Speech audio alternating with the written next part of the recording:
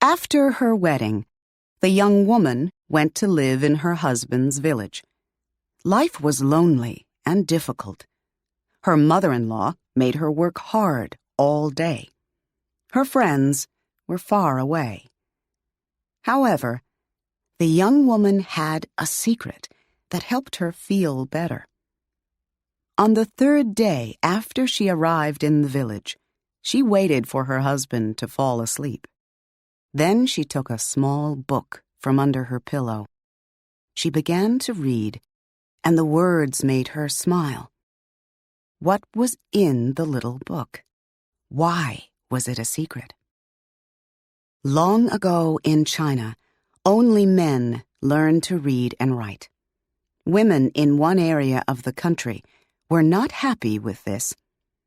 In remote parts of Hunan province, these women created their own secret writing system. They made written symbols to stand for sounds and words. They called this language Nushu. In the past, a woman did not choose her husband. It was the custom for her family to choose him for her. When she married, she normally left her village and went to live with her husband's family. Before she left, her female friends and family wrote to her in a small book. They wrote about their friendship, their memories, and their hopes for her. At the end of the book, they left pages for her to write about her new life. The woman opened the book on the third day of her marriage. Her husband could not read it because the writing was all in Nushu. Men probably knew about Nushu, but they did not think it was important. To women, it was very important. In fact, when women died, their families often buried them with their Nushu third-day books. How and why did Nushu start? No one is sure.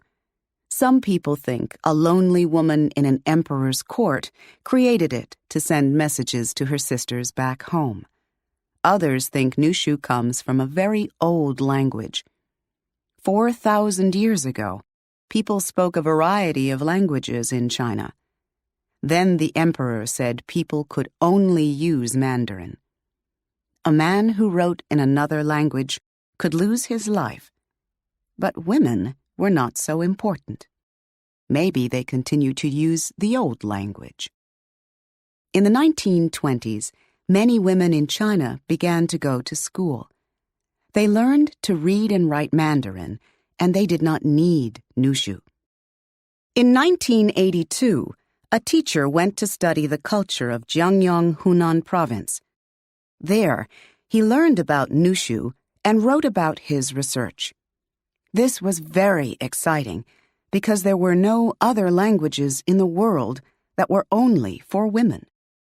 In 2004, Yang Huangyi, the last woman who secretly used Nushu, died.